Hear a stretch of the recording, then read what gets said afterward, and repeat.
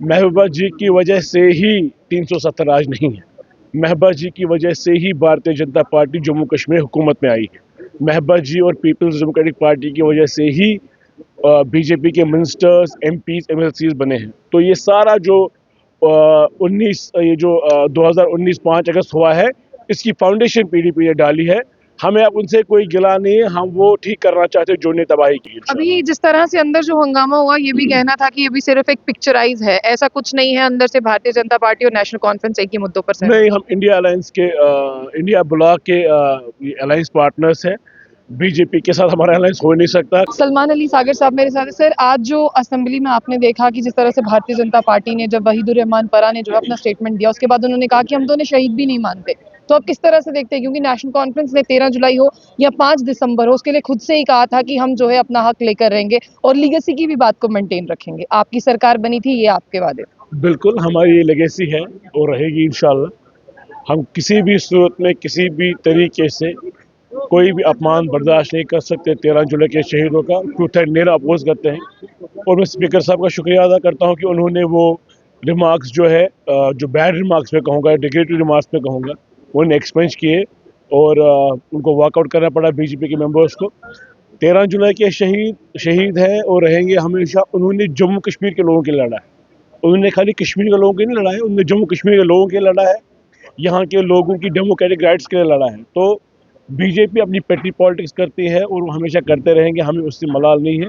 लेकिन उनको इतनी समझ होनी चाहिए थी कि जिसके साथ सेंटिमेंट जुड़ा है, लाखों करोड़ों लोगों के सेंटिमेंट जुड़े हैं, उनको उनके लिए अब शब्द नहीं इस्तेमाल करने चाहिए। देखिए, अब जिस तरह से आप शहीद की बात करें, वो कहते हैं कांग्रेस ने शहीद बनाए, ये शहीद थे नहीं। अगर कांग्रेस पार्टी नहीं होती तो इनकी गिनती शहीदों में नहीं नहीं होती। नहीं नहीं, वो लीडर ऑफ अपोजिशन ने खुद भी कहा कि लॉ एंड ऑर्डर मेंटेन करने के लिए लोग मारे जाते हैं। तभी वही रिकॉर्ड जो एक्सपेंज करना पड़ा। जो भी तरीका था, जो भी रवैया था, वो गलत था और अनपार्लियामेंट्री था, वो नहीं बोलना चाहिए था। और हम उसको अभी भी हाउस के अंदर भी कंडम किया, हाउस के बाहर भी कंडम करते हैं।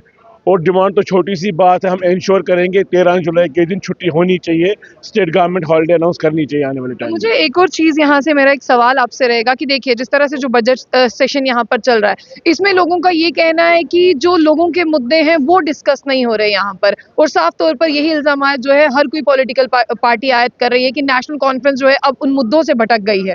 बिल्कुल नहीं, ये बजट सेशन जो है ये गवर्नर एड्रेस से स्टार्ट होता है। 3 दिन का गवर्नर का एड्रेस है और 2 दिन बाद बजट स्टार्ट होगा। कल नहीं, परसों बजट स्टार्ट होगा। बजट में वो सारी बातें होंगी जो हमने मैनिफेस्टो में की हुई है, जो लोगों की फलाह बहबूद के लिए, जो लोगों की प्रोग्रेस के लिए, प्रॉस्पेरिटी के लिए।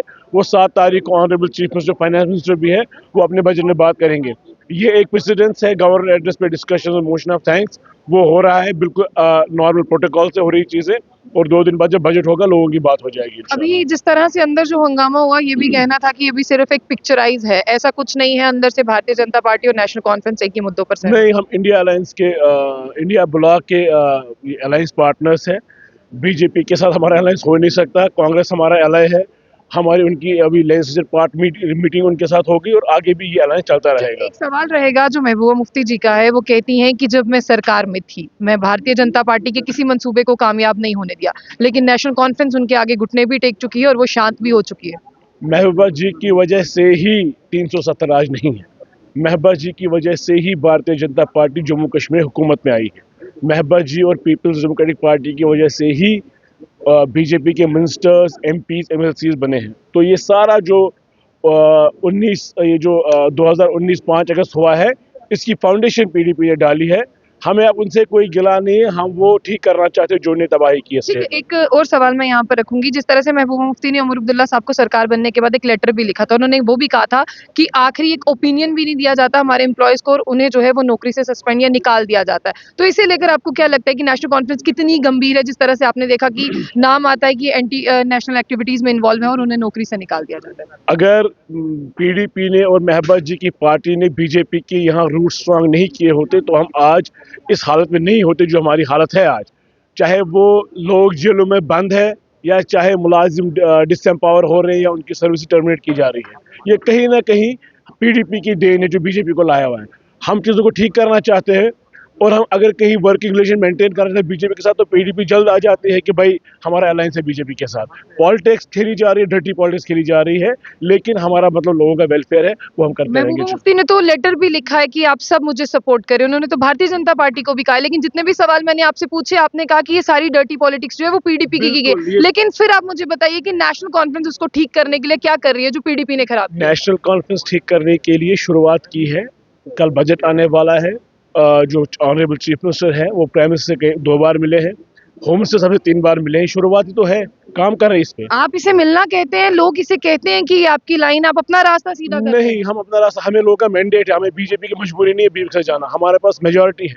हम खाली चीज़ों को ठीक करने के लिए जो हुकूमत हिंदुस्तान है, जो मुल्क में क़यादत है, उसके साथ काम करना चाहते हैं, दैट इज़ इट। सिंपली काम कर रहे हैं यहाँ के लोगों की फलाह बहबूद के लिए। बाकी हमारा अलायंस कांग्रेस के साथ है, कांग्रेस के साथ ही रहेगा। इसी से जुड़ता एक सवाल है, लोगों ने ये कहा कि उमर साहब कहते हैं कि देखिए जो ड्यूटीज हैं, जो पावर्स हैं, वो 2 जगह पर बाइफरकेट हो गई हैं। ये उन्हें सरकार बनने से पहले भी पता था कि लोग इसी तरह से उस दरवाजे और इस दरवाजे घूमेंगे। फिर वो कुर्सी पर क्यों बैठे जब उन्हें पता था कि इसी तरह से काम चलेगा, dual power system. Omar Abdullah सब सरेंडर करने वालों में से नहीं है, ना हम नेशनल कांग्रेस सरेंडर करने वालों में से हैं। लोगों को ज़रूरत थी इस वक्त सरकार की, लोगों को उमर अब्दुल्ला साहब की सरकार की ज़रूरत थी, उमर अब्दुल्ला की क़यादत की ज़रूरत थी। उमर अब्दुल्ला एक्सपीरियंस पॉलिटिशियन है, यूनियन मिनिस्टर रह चुके हैं, मेंबर पार्लियामेंट 10 साल रह चुके हैं, चीफ मिनिस्टर रहे स्टेट के, तो एक तजुर्बे का लीडर की ज़रूरत थी और वो तजुर्बा 5 साल लगेंगे अब लोगों को उनकी डिमांड्स पूरी करने में। हमारे पास 5 साल का मैंडेट है, लेकिन हम कोशिश करेंगे जल्द से जल्द हम रिजल्ट ओरिएंटेड काम कर सकें। बहुत बहुत शुक्रिया। तो सलमान अली सागर साहब थे हमारे साथ। वो बहुत से सवाल जिसे लेकर उमर अब्दुल्ला पर लगातार तंज कसे जाते हैं, वो बहुत से सवाल जिसे लेकर ये कहा जाता है कि उमर साहब जो हैं वो कुर्सी पर तो बैठे हैं, लेकिन कुर्सी पर बैठकर जो है वो कोई काम उनसे होंगे नहीं। इसके तमाम सवालों के जवाब जो हैं वो सलमान अली सागर साहब ने देने की कोशिश की है।